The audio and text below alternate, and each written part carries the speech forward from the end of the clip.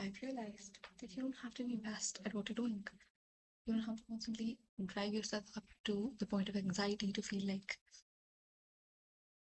you're you're losing out on something, or that you're not doing something well enough, or you're not best at your field, so you shouldn't be doing it at all. The point of doing something is not so that you're best at it. The point of doing something is when you are doing it. Like, you can never compete to the point of being best. There's always going to be somebody better than you, if not in the present, then in the past or in the future. And to have that kind of expectation from yourself to be the best, I feel like robs you of the truth of just the joy of doing something that you love. If somebody compliments on your painting, then you immediately go in to tell them, oh, but you don't know this. I feel so much better. Like, I feel so much better. This is just like thing. I'll show you. Like, why? Just take the compliment. Just enjoy it. You have done it. You deserve to be appreciated for it. I get it. You're not the best. Nobody's expecting you to be. And if they are, then let them expect in their head and get them out of your head. In your head, in your mindset, you need to know that being best is not your agenda. Because it's a very shallow thing to want to be the best at something. It's honestly like it's trying to say that being good isn't enough. Having done something isn't enough. That only way that you should be appreciated or your work has value is when, in comparison to other people, it has value. You know, it's so shallow. Like, I can be a good painter, but if I compare myself to Michelangelo or Da Vinci, I'm nothing. It just robbed me of the joy of having painted something that I absolutely love. And I feel like we do that a lot. We constantly compare ourselves to want to be the best in a field, right? Whether it be within our peers itself. And I feel we should realize and like correct ourselves within that chain of thought that no, it's okay. Everybody is doing their own thing. Just because we're doing the same thing in the same field doesn't mean we have to be competing. Right? We can be our individual people. What I create is mine, and what the other person creates is theirs. And just because it is with like maybe logically or rationally better doesn't mean mine doesn't have value. And like constantly wanting to be the best in a field sort of gives this subconscious or unconscious belief within ourselves that right now we're not enough, or right now we're not good, or right now you're less. I don't think that's fair. I feel like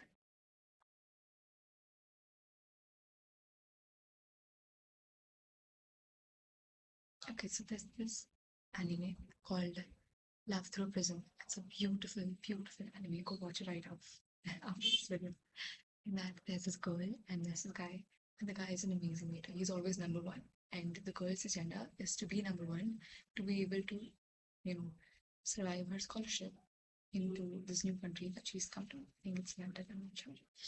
Or Italy. I'm really not sure. I forgot. It's a very long time ago that I saw it. And so she's come from Japan and she has to like sustain a scholarship only by being the number one. But Kit, the guy, is number one, and she's constantly like everybody's amazed by the way that he paints. He's always number one in all tests, and she's number two. Right? And there's this internal struggle between her and this entire thing. While watching it, I always thought her paintings are so beautiful, right? And everybody does see it. Kid sees it, right? The number one guy, he sees it and he's amazed by her paintings. And yet she doesn't allow herself to feel it. She doesn't allow herself to sit with what she's created and enjoy it as much as other people are able to. Because she's so caught up in being the best, so caught up in the fear of not having the opportunity or not getting what she's working towards so that she can have the opportunity to paint forever. But you get what I'm saying? Like she wants to paint forever and be the best at it because she's caught up in that, hustle. Like she she will only get to stay there in that academy and paint in that new country if she's the best. And I get it's high stakes, but because of it, right now in that moment when she's creating something, and even if it's not the best, she's not allowing herself to experience it. I mean, if you think about it, you never know if there's a tomorrow that's freeing or the same as today, that has the kind of opportunities that today has, where you might have more liberties today than you might have tomorrow. And I feel like we should allow ourselves this perspective of I have today, right? And tomorrow is there, and I'm working really hard towards what I need to achieve, right? And I'll get that. But I also have today, and I can be really, really, really grateful and admire what I've created and who I am in this moment. But I feel like we really lose out on that. We don't allow ourselves to do that. In that series, she also is commission is God gets a commissioned order. I don't know how it's called. She gets to somebody commissions her to do their portrait painting, and essentially this girl is a girl who is a Navid kid, and she's jealous of the Japanese girl. And so she commissions her to paint a portrait of her so she spends less time with the kid. Or something like that. I don't remember, but something like that. And this entire process, she's very, very brutal towards her. She's like, no, this is not nice. Do it again, again, again. And the funny thing is, this Japanese girl, she's like at it, and she's never complaining. And she's almost like giving her 110%. Right? She's always doing it, no matter how much like insignificant the criticism is. She's doing it all over again because she needs to be the best. And that's admirable. That grit, that perseverance is everything. It is what allows you to be best in the field. And so, in my view, while I was watching it, her perseverance makes her the best, right? Because her art is already beautiful. It's already coming from a beautiful place and intent, and it looks pretty, and it's just it allows you to feel something, right? But at the same time, it's the grit, the perseverance, the dedication that she has to her craft that allows it to be so beautiful.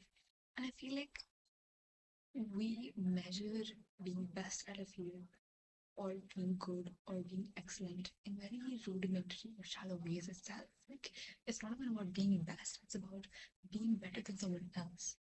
But why can't being best just means the experience or the process of creating it? Like, why does it always have to be the outcome that should be the best? Right? Like I get it, best is a comparison. It's supposed to be subjective. Um subjective. Um it's supposed to be comparative. Sorry. It's supposed to be comparative. Best is supposed to be comparative to others. But why can't best that we have in our heads also follow the process? Is my process the best for me in comparison to others? Why can't that be? Because somebody who is creating great outcomes, right? But is completely like sucking the soul out of themselves in the process. Is that really best? Or is being so dedicated towards getting something and enjoying the process, and no matter how dedicated and how long you're staying with it, you're not sleeping, you're not eating, but you're still in it, but you're so enjoying yourself, isn't that best? Or if you're just casually one day waking up and doing a bit and then leaving, and then next day coming up and doing a bit, or leaving, or 2 months back you're coming in doing a bit and leaving, and still having so much fun with it, isn't that best? Like I write a book, right? I'm writing a book, and I'm on and off with it. But that process is working for me. Like it in the back of my head, it's there. And I feel like a lot of people, and including me, sometimes we feel that if you're not constantly consistent with something and you're not perfect with it and you're not making it our entire life, then we're failing at it. That there's something better because they're more dedicated than us. I feel like we compare a lot. Like our definition of best is very not good at all. Our definition of best should be what's best for us, you know. And I feel like we should remember that. Like this wake up, right? That we're doing what's so beautiful and amazing that this creator is doing, like her entire haunted lady, rosy kind of a Eden Shelley's kind of a look. I'm doing that, but I cannot do the exact same thing for me because I'm dark skinned. If I do that, then it will look like I've just put red all over my face, like I have some allergy or something. For me, it works better if I use a more darker palette, like a wine color or a maroonish color, like the one that I'm using here. And so it looks so beautiful the way that it is. That works for me. If I just do what she's doing, did the same thing because it's so amazing on her. It won't work for me. It's just very different. And it's as simple as that. But we make it so complicated. We think if something is working for somebody else, if something is best, and we don't even consider that it's a different person. I think they are able to do best. Why can't I? Why am I not able to do best? Why is my best different from their best? Like, why would you even compare at that kind of a level to somebody else? Like, I get it. Comparison is good and all. I feel like we should definitely know where the boundaries should be. We should create better boundaries with other people, with our value and worth that we give to other people's works and our works. And we should have a nice, healthy boundary in comparison. And I feel this definition of best and how we're dealing with it is a part of that. So halfway through, I have to let you know why I'm making this video in the first place and why I'm whispering. So hello and welcome back to another video. Right now it's like midnight and it's Saturday. Tomorrow's Sunday. This past week has been a lot, and I'm after being so like at it, like one thing after the other, to the other. Like just for the past 2 days, I've not had any like particular thing to work so hard over.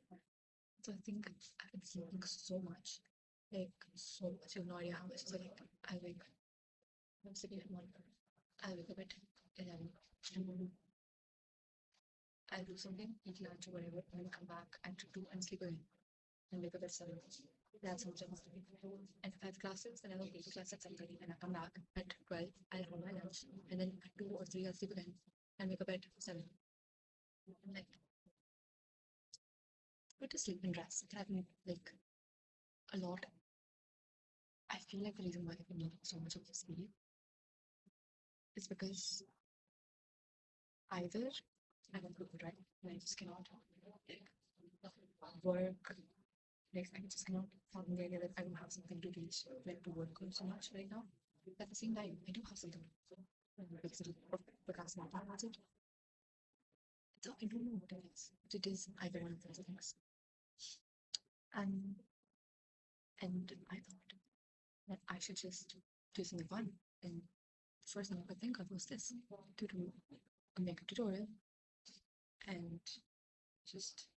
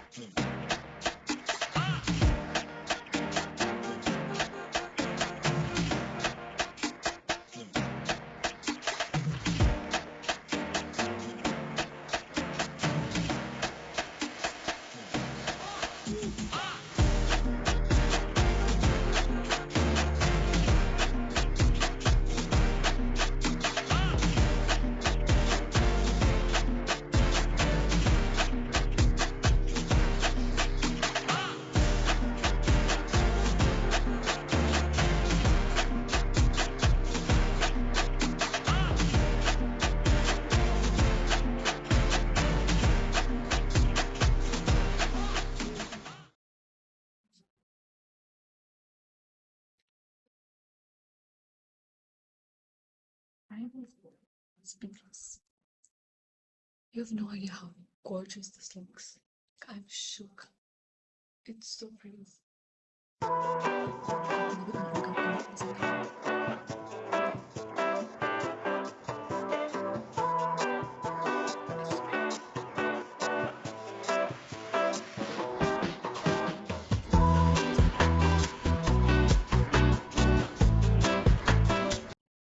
Gorgeous. Gorgeous. And then she goes in with a gloss. And this gloss, and it's so beautiful. It's like maroon, but it has golden shimmers in it. It's like perfect for this look. Like I cannot even leave this off.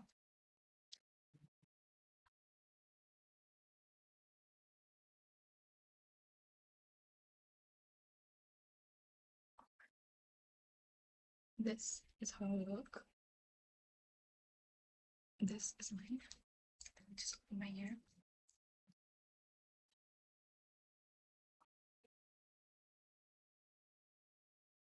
Oh my god, it's so good. Sorry.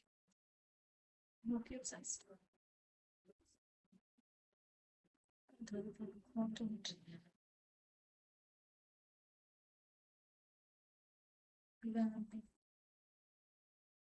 Beautiful lady in a portrait, a painting from centuries ago. I think so. It's 10 times more pretty in IRL. Let me just tell you. I will put a picture of how it looks so that you do not miss out completely on it. Yeah.